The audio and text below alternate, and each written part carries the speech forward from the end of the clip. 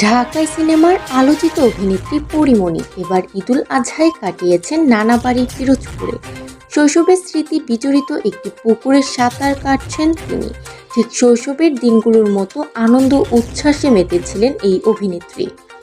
ভিডিওটি না টেনে সম্পূর্ণ ভিডিওটি দেখুন। আর আমার চ্যানেলে আপনি যদি নতুন হয়ে থাকেন তাহলে চ্যানেলটি সাবস্ক্রাইব করে সাথেই থাকুন। ওই ভিডিওতে দেখা যায় পরীমণি তার শৈশবের স্মৃতি বিজড়িত একটি পুকুরে জল কেলিতে মেতেছেন। সোশ্যাল মিডিয়ায় ওই ভিডিও শেয়ার করেন অভিনেত্রী। সেই পুকুরে কাচের বাড়ি নির্মাণের ঘোষণা দিয়েছেন তিনি। এই ভিডিওর ক্যাপশনে তিনি লিখেছেন, এখানেই আমার সমস্ত শৈশব, এখানে আসলেই আমি ছোটবেলায় ফিরে যাই। এই একটা ছোট্ট পুকুরে আমার এতজন মিলে পুকুরের পানি সব ঘোলা করে ফেলেছে। কি ভিডিওটি প্রকাশের পর থেকেই পরীমণির ভক্ত এবং অনুরাগীরা মিশ্র প্রতিক্রিয়া দেখাচ্ছেন। অনেকেই তার শৈশবের স্মৃতি রোমন্থন এবং প্রকৃতির সঙ্গে মিশে যাওয়ার দৃশ্য দেখে মুগ্ধ হয়েছেন।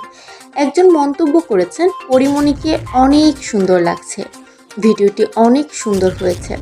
তবে পরীমণির পোস্টের শেষ অংশটি আলোচনার মূল কেন্দ্রবিন্দু হয়ে দাঁড়িয়েছে। তিনি ক্যাপশনে আরও উল্লেখ করেছেন, কয়েকদিন পর এখানে এই পুকুরটি থাকবে না, এখানে একটা কাচের বাড়ি বানাবো ইনশাল্লাহ। এই ঘোষণা অনেকের মনে প্রশ্ন ও উদ্বেগ তৈরি করেছে।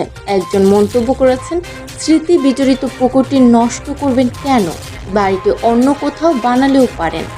চলচ্চিত্র শিল্পে পরীমণি যেমন তার সাহসী ভূমিকা এবং স্পষ্টবাদিতার জন্য পরিচিত, তেমনি তার ব্যক্তিগত জীবনের বিভিন্ন দিকও বরাবরই আলোচনার বিষয় হয়েছে।